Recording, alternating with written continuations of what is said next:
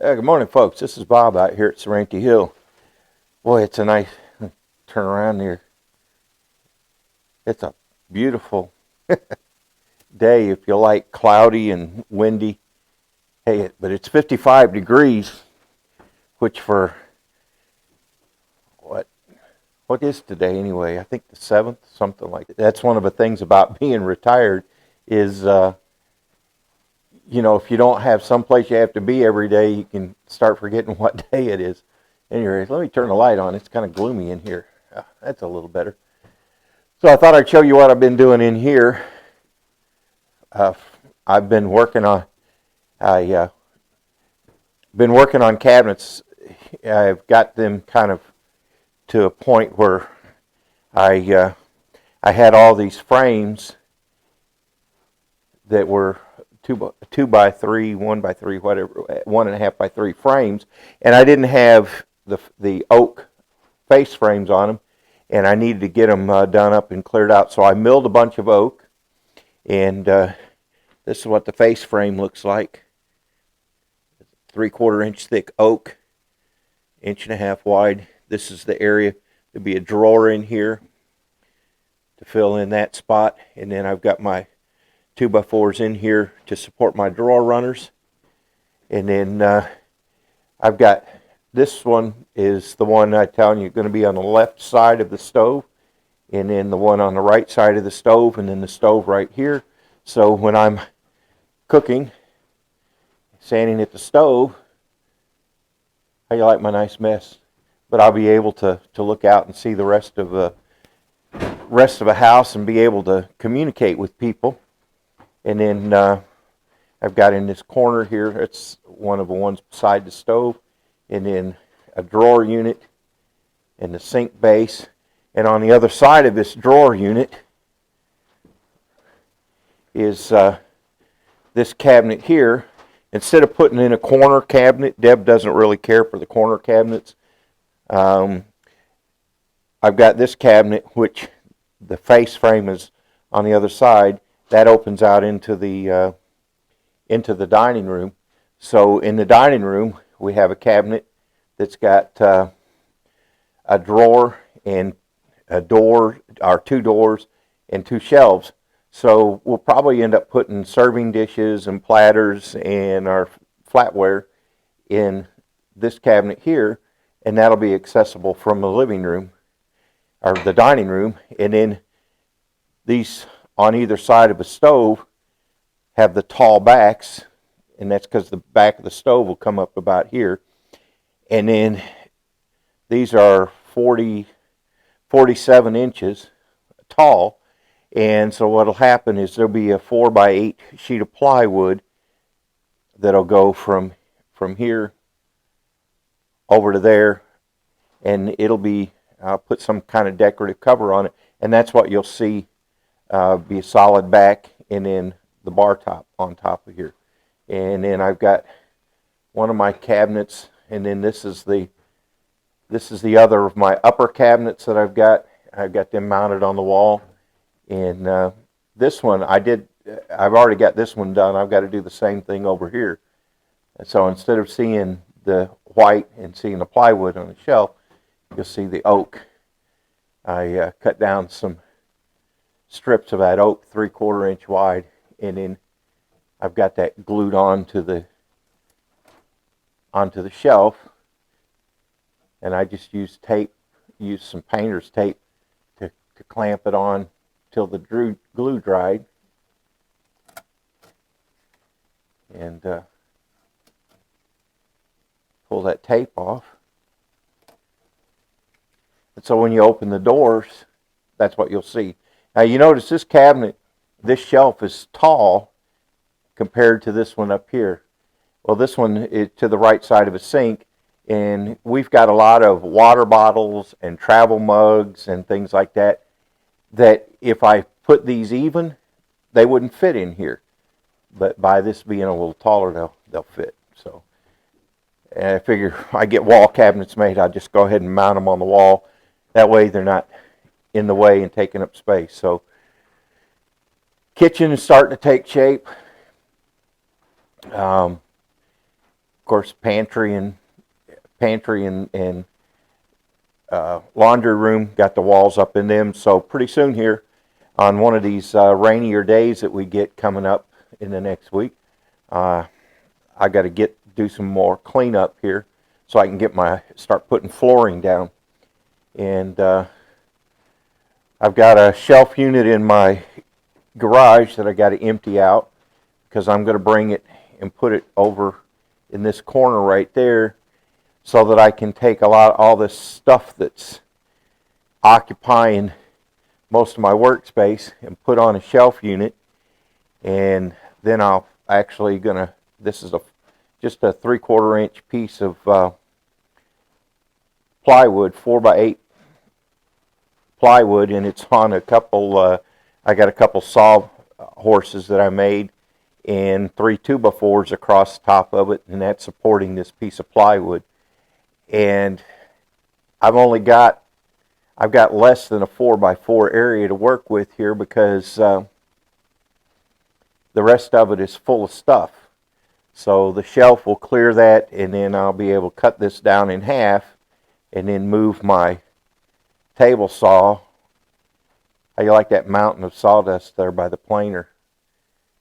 I'll be able to move my table saws over into this area and not have them there in the dining room, and that'll make it easier to get that area all cleaned up and start putting my flooring down on it. Because the other thing that I've been working on, I worked on it yesterday, and I'll be back underneath the house today finishing it up,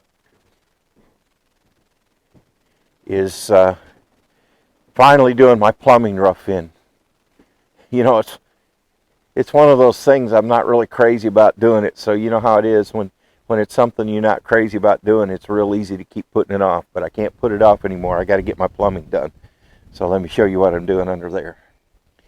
Okay, now I'm not going to try taking you underneath there and work on, because it's difficult enough crawling. But it's the one for the sink, and then you can see the pipe across there that picks up the sink and the laundry room, and then it goes over. And I had thought about at one point about putting all my pipe, going ahead and putting it up under the up in the insulation space, but especially on this where it has to go crosswise, I'd have had to drill 4-inch holes in all my floor joists. And yes, you can do that, but I decided not to. That way also, the only part of my plumbing that's up in the insulation space would be where it rises up to, to go up into the house. The rest of it, all down here underneath. And so if it does leak, I can see where it's leaking and I can get to it. We're going to pray it doesn't leak. And then at the end of it here, you can see a clean out. So I used a T, 4-inch to 1-inch, 4-inch to 1.5-inch T, and then at the end of that, I just put a clean out. And that way I've got, if I have an issue, why, I've got a clean out right there. I can just pull that plug and I've got access to the line. And then at the other end of the house, you can see the pipe sticking up out of the ground. That's where it's going to be going down. And that pipe that's sticking up, that goes down into the septic tank. So what I'll be able to do is I'll put a clean out at the end of that line as well.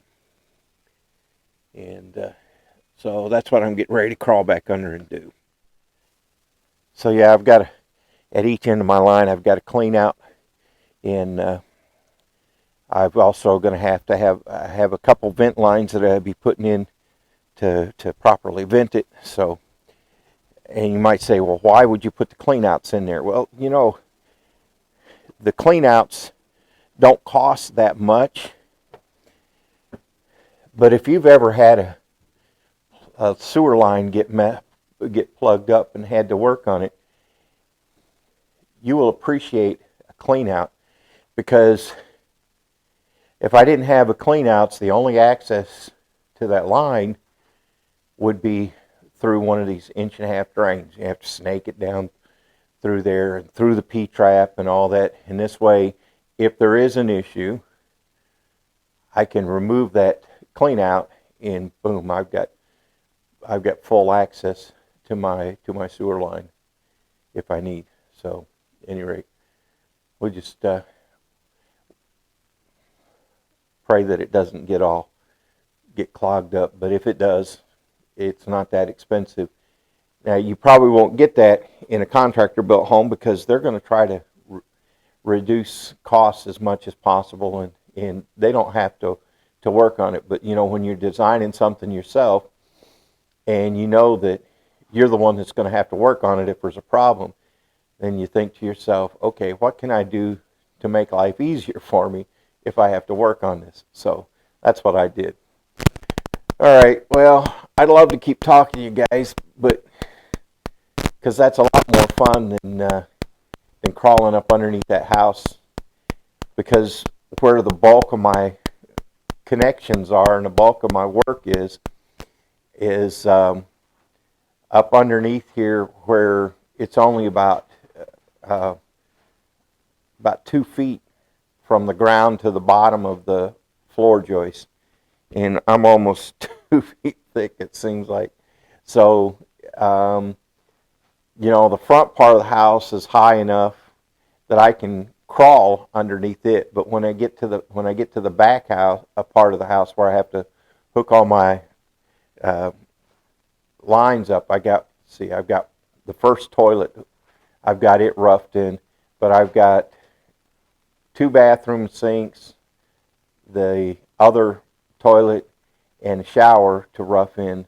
So I got 4 more rough ends to do, and all of that is on the side of the house that's closest to the ground. So the only way to get around there is and work is you have to crawl around, and that's tough on an old man, crawling around. That's one of the reasons why I've been putting it off, but I got to get it done. So and fortunately also it's one of those jobs that once it's done, it's done. You've got it checked off. You don't have to go up there and deal with it again unless you didn't get a good bond and you get a leak somewhere.